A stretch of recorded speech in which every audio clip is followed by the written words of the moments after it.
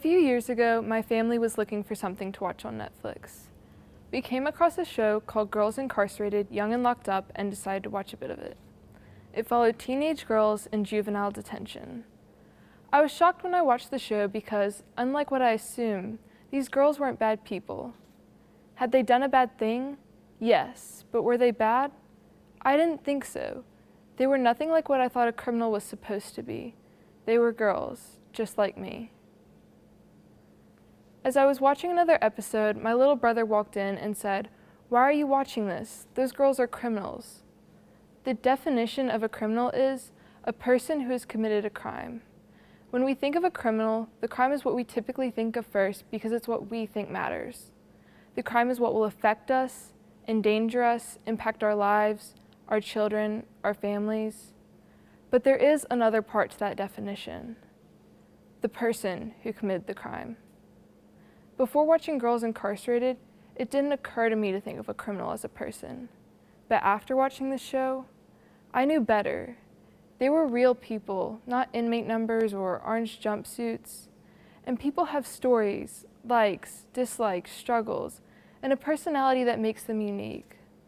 The crime they committed wasn't the only thing that defined them.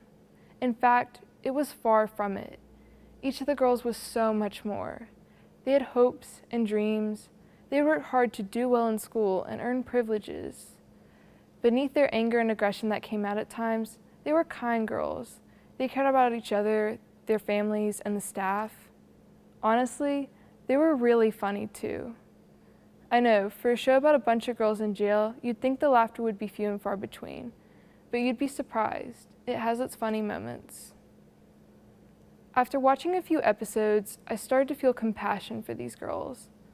I wanted to do more for incarcerated people because I realized they were more than a crime. They had the potential to break their cycle of incarceration, make something out of themselves, and prove society wrong. I wanted to see them fulfill that potential. I watched these girls transform through their time at Madison Juvenile Correctional Facility. When they arrived at Madison, they were closed off and angry. They made enemies quickly and got into fights. After a while, that side of them was broken down, and I was able to see the fun, humorous girls who just wanted to be better people. They struggled with trauma from their past. On the outside, they didn't know how to deal with it well, but they learned how to, and they got better at it. They went from the use of anger and aggression to using healthy coping mechanisms, which ultimately led to acceptance. When it was time for the girls to go home, they teared up when saying goodbye to the staff. They had made friends that they could say goodbye to. They were excited to go back into the world and see their families and have the chance to fulfill their dreams. The girls were scared too. They knew the outside world had many of the things that contributed to why they were incarcerated in the first place. As scary as all of it was, though, they had hope for their futures. That hope came from support and care and structure and education and love and discipline given to them at Madison. Unfortunately, not all prisons are like Madison. For one, Madison is a juvenile detention center. Second, Madison is an exceptional place that emphasizes care and transformation. They are one of the few prisons that get it right by providing the girls all the resources they need to come back into society, changed and ready to start again. Sadly, many prisons don't prioritize that when caring for their inmates. Not all criminals return to society with the same hope the girls from Madison had. Will they still be ready, or will they get thrown back into the system because the odds are stacked against them? According to a study by the Hamilton Project, 43% of released prisoners are reincarcerated within only a year of their release. I thought it was called the Department of Corrections for a reason. In an ideal world, convicted felons would be rehabilitated, do their time, and be released, ready and eager to contribute to society. But the problem is, this isn't happening. Why is that? Why aren't the formerly incarcerated rejoining society successfully? When I stopped to think about it for a minute, the answer seemed pretty clear. We struggle to think of incarcerated people as humans first. If we did, I think we'd be more willing to help them re-enter society. One of the best ways to help is by volunteering or starting programs to support inmates while they are serving time. From education to arts to religion, there are many programs out there people can get involved in. Prison ministries and other faith-based programs are very common, especially around here. And they're incredible because they give prisoners hope, support, and community, which are hard to find when you're in a dark cell or when you're out, seemingly alone, trying to survive.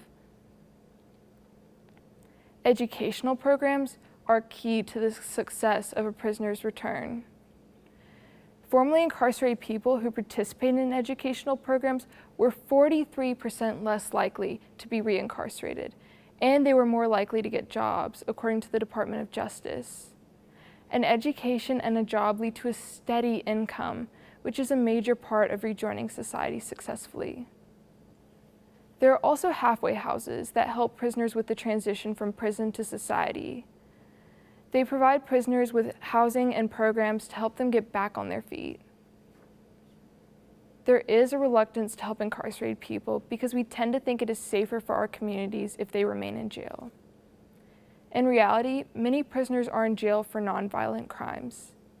In fact, helping prisoners re-enter society benefits our communities. For one, incarceration costs taxpayers a lot of money every year. But by keeping formerly incarcerated people from going back into the system, we can lower the amount of money we spend. According to the Department of Justice, if we spend just $1 on prison education, we can save $4 to $5 on reincarceration. Prisoners can also contribute to their community when they stay out of jail.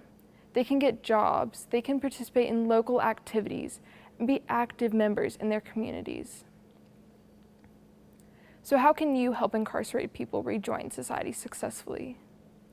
You can volunteer at any of those programs out there. See if your church has a program you can get involved with. Volunteer your time one weekend at a halfway house. You can also contact your representatives and ask that more be done to help incarcerated people, because the responsibility to help them should not fall entirely on the shoulders of private organizations. Incarcerated people will come back and rejoin us in society. When they do, we need to remember, they are more than the crime they committed. Thank you.